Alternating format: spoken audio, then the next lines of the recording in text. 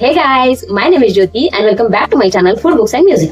चॅनलला अजूनही सबस्क्राईब केलं नसेल तर चॅनलला सबस्क्राईब करायला अजिबात विसरू नका. मी खूप छान छान अशा रेसिपी शेअर करते, अगदी सोप्या पद्धतीने होणाऱ्या.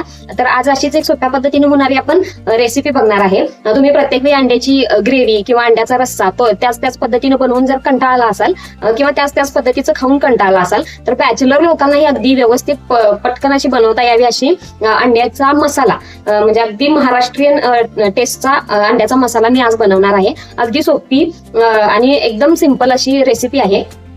तुम्हाला रेसिपी कशी वाटली कमेंटमध्ये मला शेवटी नक्की कळवा आणि व्हिडिओ शेवटपर्यंत नक्की बघा. चला अंडा मसाल्याचा मसाला बनवण्यासाठी इथं इतकंसं खोबरं घेतलंय मी. थोडा एक 5 ते 6 लसूण पाकळ्या, थोडंसं आलं, एक मीडियम साईजचा अर्धा कांदा आणि मीडियम साईजचा अर्धा टोमॅटो, हे सगळं आपण थोडंसं भाजून घ्यायचंय. तर हा मसाला भाजून घेण्यासाठी ना मी इथं तेल थोडंसं तापायला ठेवलंय. त्यामध्ये हे जे खोबरं घेतलंय ना ते आपण ऍड करूया. आपलं खोबरं भाजलेलं आहे, त्यामध्येच आपण आलं थोडंसं घेतलंय आणि त्यामध्येच लसूण असं टाकून हे पण असं थोडंसं भाजून घ्यायचं. आता यामध्ये एक अर्धा कांदा आणि अर्ध टोमॅटो हे पण असं थोडंसं भाजून घ्यायचं. याला अगदी काही करपवायचं वगैरे नाही आपण. तर आपलं हे खोबरं वगैरे भाजून झालंय, याला थोडंसं थंड होईपर्यंत थांबू आणि मिक्सरला वाटून घेऊया. तर अशा पद्धतीने बनवून तयार आहे आपला मसाला. मी इथं 2 मीडियम साईजचे कांदे आणि 2 मीडियम साईजचे टोमॅटो असं चिरून घेतले. 4 अंडी शिजवून घेतलेली आहेत आणि थोडीशी कोथिंबीर आहे. आता आपण ह्या भाजीला फोडणी टाकूया. त्यासाठी इथं मी गरम करायला तेल ठेवलंय. तेल थोडंसं गरम झाल्यानंतर त्यामध्ये थोडेसे जिरे टाकूया. जिरे तडतडले आहेत. इथं मी कांदा अशा प्रकारे थोडासा लांबट असा चिरलेला आहे. हा आपण गोल्डन ब्राऊन होईपर्यंत भाजू. तर इथं आपला कांदा भाजलेला आहे. आता यामध्ये टोमॅटो ऍड करूया आणि हे पण असं मस्त मर्ज होईपर्यंत यामध्ये परतवून घेऊ. आता इथं टोमॅटो भाजून झालेलं आहे आपलं. आपण जे वाटण बनवून घेतलं होतं खोबरं आणि आलं लसूण कांदा टोमॅटोचं ते यामध्ये ऍड करायचं. याला मस्त यामध्ये परतवून घेऊया.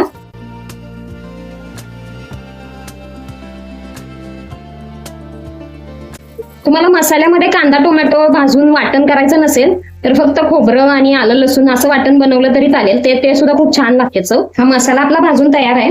आता यामध्ये थोडेसे मसाले टाकूया. हळद आणि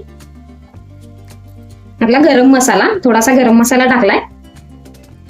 सांगली सातारा कोल्हापूर साईडला कांदा लसूण मसाला असा तयार करून ठेवतात. त्याचं असं मी इथं 1-1.5 चमचा टाकून घेतलेला आहे लाल तिखट आणि हे चवीपुरतं मीठ यामध्ये टाकून घ्यायचं. आता हे सगळं आणखी एकदा असं तेलात मस्त भाजून घेऊया.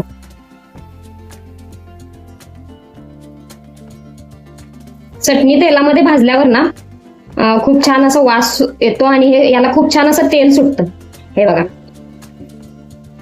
किती छान असं बनलंय मसाला. आता यामध्ये आपण जी अंडी घेतली होती शिजवून त्याला असा कट करायचा, थोडासा सगळ्या अंड्यांना असा कट मारायचा वरून आणि यामध्ये ऍड करायची आणि याला मस्त या मसाल्यामध्ये कव्हर करायचं. अंडी सगळ्यात लास्टला टाकायची, कारण जर सुरुवातीला जर तुम्ही तेलामध्ये किंवा असं अंडी टाकली म्हणजे आतमधला जो पिवळा भाग असतो ना त्याचा ते काय होतं, पिवळा जो भाग आहे तो काळा पडायला लागतो. त्यामुळे हे लास्टच्या पॉइंटला इथं आपण अंडी ऍड करायची. तसंही आपला जो मसाला काय आपण बनवलाय तो काय अंड्यामध्ये आतमध्ये काय जात नाही. त्यामुळं आपण असं मस्त त्याला लास्टला टाकायचं आणि गॅस असा बंद करायचा. इथं आपला अंडा मसाला बनवून तयार आहे.